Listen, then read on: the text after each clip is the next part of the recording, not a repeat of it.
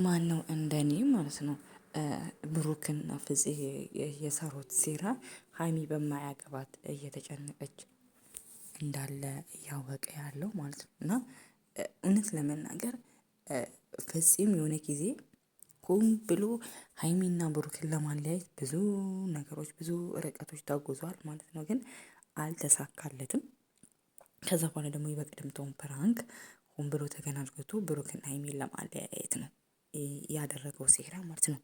እኔ ያሳዘነኝ ከምንም በላይ ብሩክ ስለ ሀይሚ ጠንቅቆ ያውቃል ማለት ነው። ፍጹም አይደለም ያናደደኝ ፍጹም እሺ ስለሚወዳት ስለሚያፈቅራት ለመለያየት ስለሚፈልግ ነው። ግን ይሄ ብሩክ ተብዬው በቃ የሆነ ክብር እንኳን የሌለው ማለት ነው።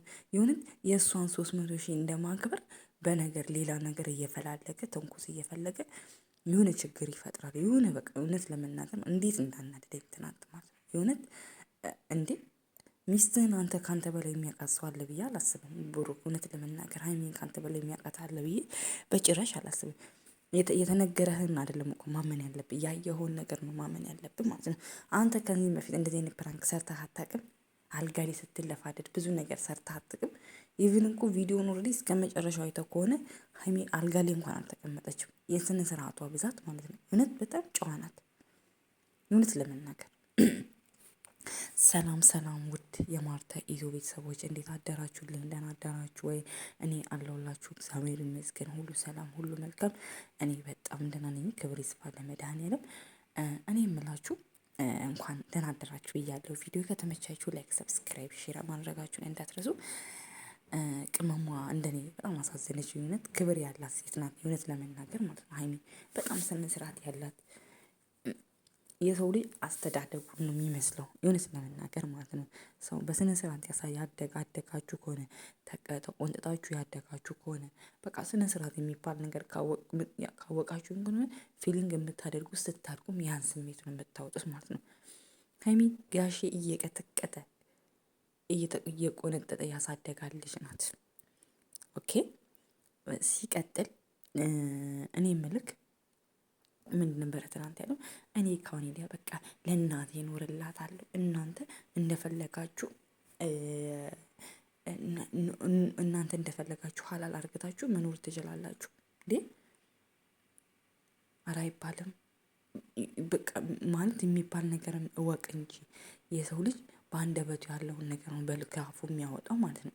አንተ ውስጥ የሆነ ምን እንደመሰለኝ ታውቃለህ ብሩኬ?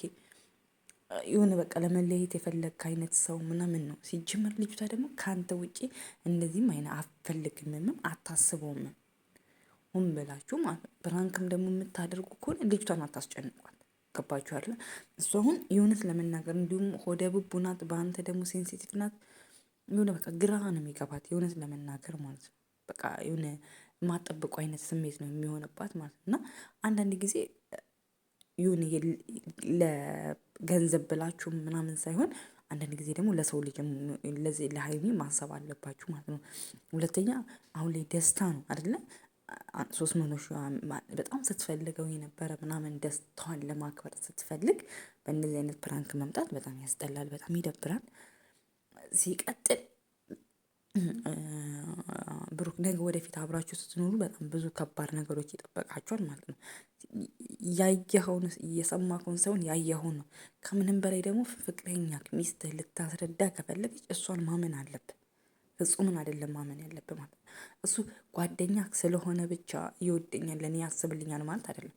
ጓደኛ ቢሆን ራሱ ማሰብ መመኘት ራሱ በመጽሐፍ ቅዱስ ኃጢአት ነው። ፍፄ ተብዬው ማለት ኃጢአት ነው። ለዛም ሆን ብለን ነገሮች እንዲቀለጥልህ ብታይ ቪዲዮዎችን ብታይ ሆን ብሎ እዩን እያመጣ ያን ጊዜ እንድትታረቁ ቤት እያመጣ ምሳ ስሪለት ቤቱን አጥጅለት እያለ ያኔ ሲገፋፋክ እንድትለያዩ ስለሚፈልግ ወይ እውነት ስሜት ካለው በስነ ስርዓት በግልጽ ሲጀመርም እንዲህ የሚደረግም አይነት አይደለም። እንዴት የጓደኛውን ሚስት ይመኛል እንዴ?